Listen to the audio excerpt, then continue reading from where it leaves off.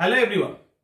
UPSC और UPPSC UPPSC को कहीं ना कहीं यूपीएससी के बाद का एक टफेस्ट एग्जाम माना जाता है और पीसीएस को अलग रखते हैं और यूपीएससी के बाद यूपीपीएससी।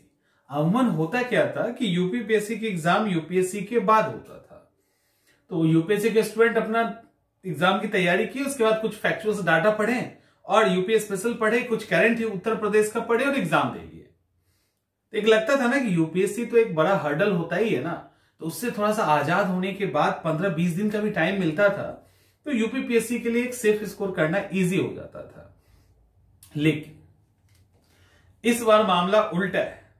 इस बार यूपीपीएससी पहले है और यूपीएससी बाद में है। अब दिक्कत क्या आ रही है स्टूडेंट्स को कि अब दोनों को मैनेज कैसे करें। ठीक है, इसमें खास करके जो नए स्टूडेंट हैं उनको ज्यादा दिक्कत हुई। दो चार बार के अटेम्प्ट किए हुए, पीटी निकाले हुए स्टूडेंट्स हैं, उनको तो थोड़ी तकलीफ कम है, वो मैनेज कर लेंगे क्योंकि पहले से ऑलरेडी पढ़े हुए हैं। लेकिन जो बिल्कुल बिगनर है या सेकंड अटेम्प्ट है ऐसे करके, या जिनका लास्ट अटेम्प्ट है वो भी डर जाते हैं, वो भी समझो कि पहले दूसरे अटेम्प्ट के कैटेगरी में आ जाते हैं, उनका डर इतना हावी हो जाता है। तो फिर क्या किया जाए? यहां पे कहीं से कुछ सजेशन आ सकता है कि एक एग्जाम पे फोकस कीजिए, एक को छोड़ दीजिए, टाइप की चीजें कई सारी आएंगी। क्यों ना ऐसा करे कि दोनों ही एग्जाम निकल जाए? ऐसा क्यों ना करे कि दोनों को ही निकाले, क्योंकि दोनों अब एग्जाम बैक टू बैक आगे पीछे ही समाप्त होने वाला है। यूपीएससी तो तुरंत ही 1 साल के अंदर रिजल्ट देगा, लेकिन यूपीपीएससी भी एटलीस्ट प्री देंगे, फिर मेंस होगी। मतलब एक है कि जल्दी उसका भी रिजल्ट आने वाला है। इस बार सवाल है कि जब दो मौके हैं तो दोनों ही मौके को छोड़ा क्यों जाए, है ना? आखिर ऐसे तैयारी क्यों ना करें, क्योंकि दोनों ही एग्जाम को हम सेव कर लें। ये एक पॉसिबिलिटी यहां पे है, उसको हम एक्चुअलिटी के अंदर बदलना है। तो इसका मतलब क्या? थोड़ा सा हमें एफर्ट करना होगा, थोड़ा सा हमें मेहनत करना होगा, सही डायरेक्शन में एक प्रॉपर रूटीन बनानी पड़ेगी। लेकिन यहां थोड़ी जो गलत फहमी है ना, उसको पहले दूर कर लीजिए। सवाल है गलत फहमी क्या है? गलत फहमी यह है कि पीसीएस एग्जाम की जब हम तैयारी करते हैं तो हमेशा ये मान लेते हैं कि सिर्फ फैक्चुअल, और जब यूपीएससी एग्जाम की तैयारी करते हैं तो मान लेते हैं हमेशा कि यहां पे कॉन्सेप्ट ही है।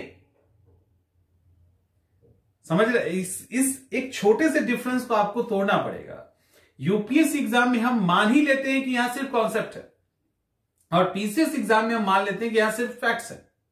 बट ऐसा है नहीं। पीसीएस एग्जाम में फैक्चुअल क्वेश्चंस ज्यादा है, यूपीएससी एग्जाम में कॉन्सेप्चुअल क्वेश्चंस ज्यादा है। लेकिन इसका मतलब यह नहीं कि वहां फैक्ट्स नहीं है, और पीसीएस एग्जाम के अंदर ऐसा नहीं है कि वहां कॉन्सेप्ट नहीं है। अब रहा सवाल, ये एक माइक्स को हटा लीजिए, क्योंकि आप जब यूपीएससी के क्वेश्चंस पे अटेम्प्ट करेंगे ना, वहां आपको कई बार 2-2, 3-3 लाइंस मिलते हैं, कई बार आपको कूट मिलाने वाला होता है, मैचिंग्स होते हैं, तो उसके अंदर फैक्ट्स ही होता है। समझ में आ रहा है?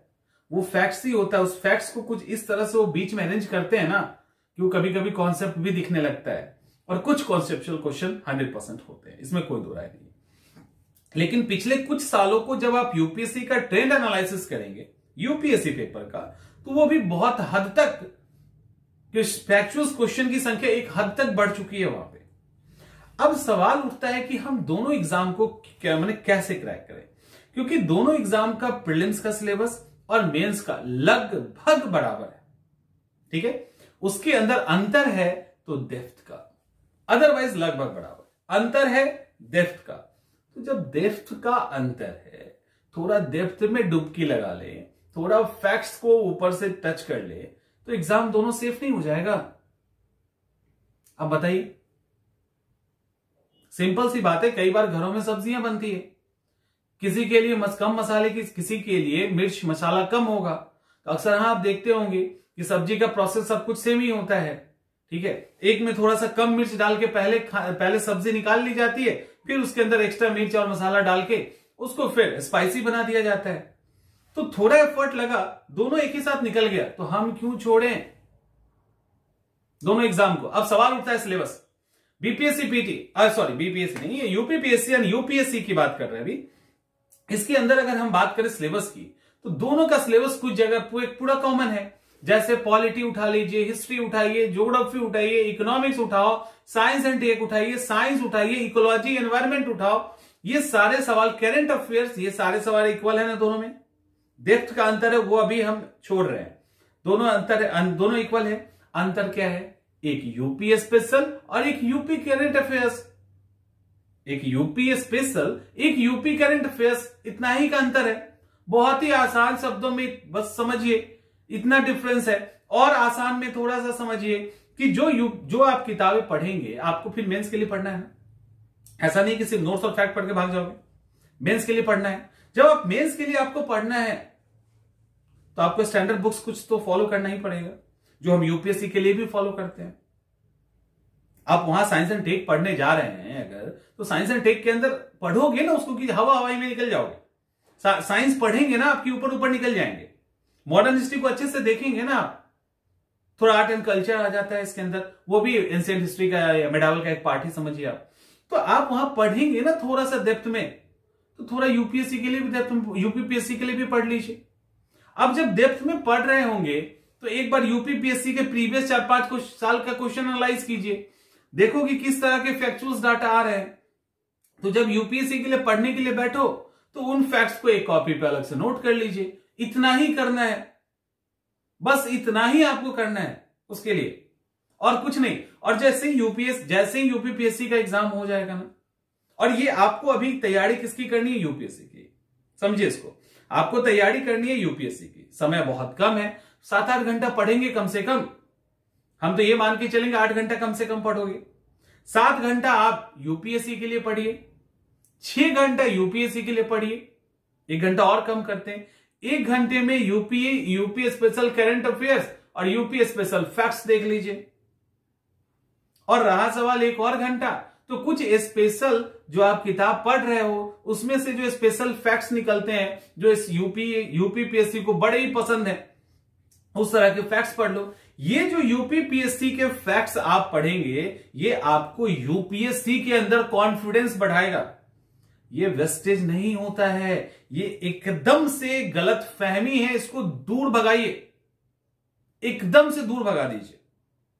आप जब किसी चीज की तैयारी कर रहे हो, मान लो कि आप, सिंपल सी बात है, आप किसी इंसान को आप जान रहे हैं, नरेंद्र मोदी जी को जान रहे हैं। एक आदमी जान रहा है कि नरेंद्र मोदी भारत के प्राइम मिनिस्टर है और प्राइम मिनिस्टर की ये पावर्स है। समझिए इस बात को, नरेंद्र मोदी भारत के प्राइम मिनिस्टर है, प्राइम मिनिस्टर को ऐसे पावर्स हैं, ठीक है, इतना एक जान रहा है। दूसरा ये भी जान रहा है कि नरेंद्र मोदी का जन्म कहां हुआ, उनका डेट ऑफ बर्थ उनको पता है, किस नंबर के प्रधानमंत्री हैं, उनको क्या खाना पीना और ये पसंद है।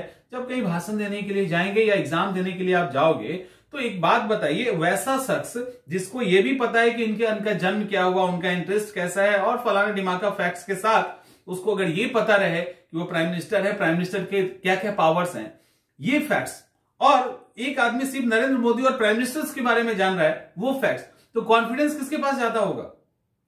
जो दोनों जान रहे हैं। और कभी बाई चांस दाएं बाएं क्वेश्चंस हो भी गए तो वो किसको अटेम्प्ट करेगा, कौन सबसे सही बनाएगा?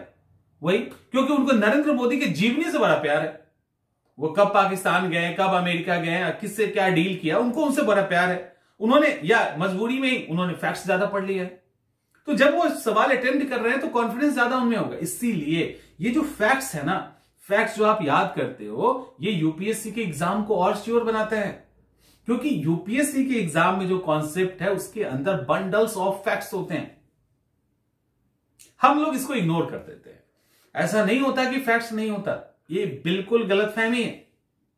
और यूपीपीएससी के भी सवाल अगर कॉन्सेप्ट्स आपके क्लियर नहीं होंगे, सॉल्व नहीं करेंगे। अब रहा सवाल किताबों का, तो आप स्टैंडर्ड बुक वहां भी फॉलो करेंगे, राजीव बहेल की किताब पढ़ोगे, महेश बनवाल की पढ़ोगे, एटलस को फॉलो करोगे, शंकर आईएएस इंग्लिश में पढ़ लीजिए, या स्पेक्ट्रम की किताब आप साइंस एंड टेक के लिए पढ़ेंगे। इसके अलावा साइंस के लिए आप एनसीईआरटी की बुक को फॉलो करेंगे, एंशिएंट हिस्ट्री, मेडावल हिस्ट्री के लिए आप एनसीईआरटी की किताब को पढ़ लेंगे, ज्योग्राफी का तो कर ही दिया, हो ही गया। तो ऐसे करके आप आगे बढ़ोगे, एक एक किताब उठा लीजिए बिहार स्पेशल, यूपी स्पेशल के लिए और यूपी करंट अफेयर्स के लिए। इतना ही तो करना है,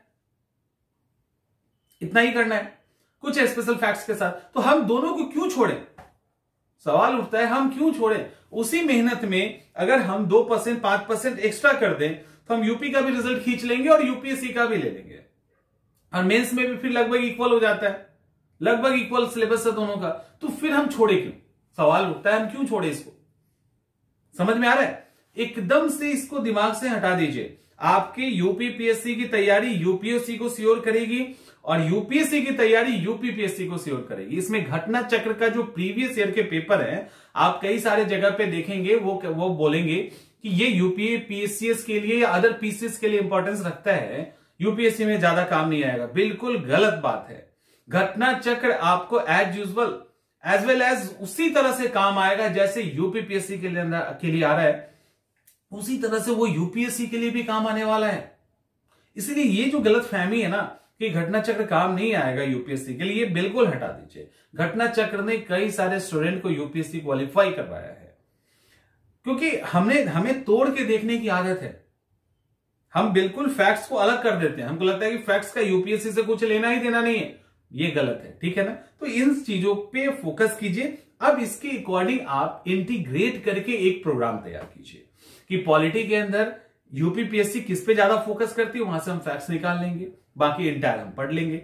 ज्योग्राफी के अंदर यूपीएससी के लिए क्या पढ़ना है पढ़ेंगे, यूपीपीएससी की क्या इसके ऊपर अप्रोच है, फैक्ट्स किस तरह के लेती है, हम थोड़ा सा अलग कर लेंगे। 5% अलग करना है, यूपीपीएससी का रिजल्ट आपके पॉकेट में। इतना ही तो करना है।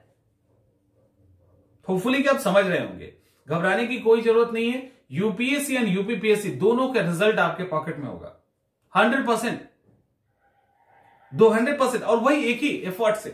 कोई तैयारी के लिए एक्स्ट्रा एफर्ट नहीं लगाना, उसके अंदर थोड़ा सा 5-10% एक्स्ट्रा प्रयास आपको खाली कर दे रहे हैं, आप वहां से रिजल्ट को सेव कर लोगे। आप सोचिए दो अपॉर्चुनिटीज, एक को क्यों पकड़े हो, दोनों पकड़ाएगा।